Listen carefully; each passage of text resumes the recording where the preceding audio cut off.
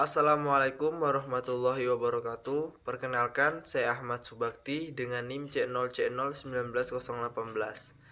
Baiklah, di sini saya akan mempresentasikan tentang aspek fiskal dari aset lancar berupa piutang usaha dan persediaan dengan dosen pengampu Bapak Wirmeka Putra SEMSI. Baiklah, langsung saja, yaitu konsep pajak PPN yang timbul karena piutang. Ya, di sini pengertian piutang usaha, piutang pajak atau bisa disebut juga uang muka pajak merupakan pajak-pajak yang dipotong atau dipungut pihak lain atau yang dibayar sendiri oleh perusahaan, yang dapat diperhitungkan dengan pajak yang terutang pada saat pengisian SPT tahunan. Piutang pajak merupakan hal yang wajib dilunasi oleh wajib pajak dalam periode berjalan tahun berikutnya, sehingga tidak ada piutang pajak yang melampaui satu periode berikutnya. Maka dari itu, piutang pajak disajikan dalam neraca laporan keuangan pemerintah pusat sebagai aset lancar. Selanjutnya yang kedua, mengenai dasar hukum penagihan piutang pajak yang terbagi menjadi tiga. Di sini ada yang pertama tentang hak untuk melakukan penagihan piutang pajak yang termasuk bunga, denda, kenaikan pajak, dan biaya penagihan pajak yang dinyatakan kadaluarsa setelah melampaui batas waktu 5 tahun. Yang kedua, terhitung pajak penerbitan surat tagihan pajak. Di sini mengenai surat ketetapan pajak kurang bayar serta surat ketetapan pajak kurang bayar tambahan dan surat keputusan pembetulan, surat keputusan keberatan dan putusan banding serta keputusan peninjauan kembali. Yang ketiga, kadaluarsa penagihan pajak sebagai dimaksud dalam ayat 1 tangguh apabila diterbitkan surat pajak dan dilakukan penyelidikan tindakan pidana di bidang perpajakan. Yang ketiga ada pelunasan pajak.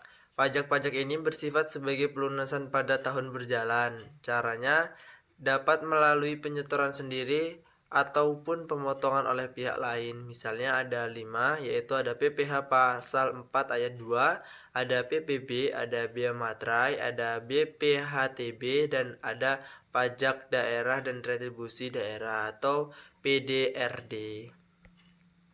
Selanjutnya yang keempat ada penghapusan piutang pajak. Di sini ada prosedur penghapusan piutang pajak yang diatur dalam undang-undang yang sudah tertera, yaitu ada Undang-Undang Nomor 16 Tahun 2000 Pasal 24.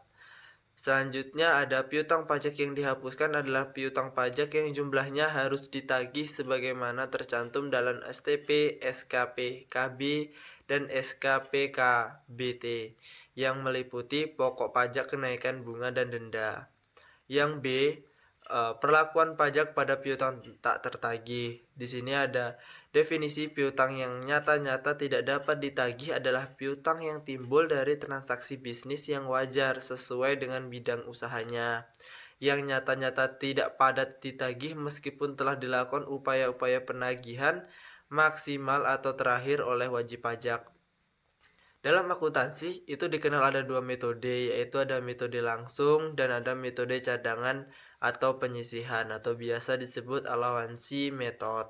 Yang C, selanjutnya ada perlakuan pajak pada persediaan. Perlakuan pajak pada persediaan ini yang pertama ada pelakuan PPN dan PPh persediaan ketika beberapa persediaan yang dimiliki oleh perusahaan atau entitas seperti bahan makanan, obat-obatan, dan persediaan lainnya mengalami kerusakan sehingga persediaan tersebut tidak dapat dijual kembali oleh calon pelanggan, maka perusahaan atau entitas harus menurunkan nilai persediaan menjadi realisasi neto untuk mengakui bahwasannya itu adalah kerugian. Selanjutnya yang kedua ada pajak penghasilan, yaitu menurut Undang-Undang PPh pasal 6 ayat 910 huruf A, dalam menentukan besarnya penghasilan kena pajak ditentukan berdasarkan penghasilan bruto dikurangi biaya untuk mendapatkannya. Menagih dan memelihara penghasilan termasuk biaya yang secara langsung atau tidak langsung berkaitan dengan kegiatan usaha, antara lain biaya pembelian bahan. Lalu menurut KUP ayat 7, entitas wajib menyelenggarakan pembukaan yang diselenggarakan dengan sistem pakai lazim dipakai di Indonesia, misalnya berdasarkan standar akuntansi keuangan sehingga dapat dihitung besarnya pajak yang terhutang. Mungkin ini yang dapat saya sampaikan mengenai presentasi saya. Lebih kurangnya saya mohon maaf. Saya akhiri. Wassalamualaikum warahmatullahi wabarakatuh.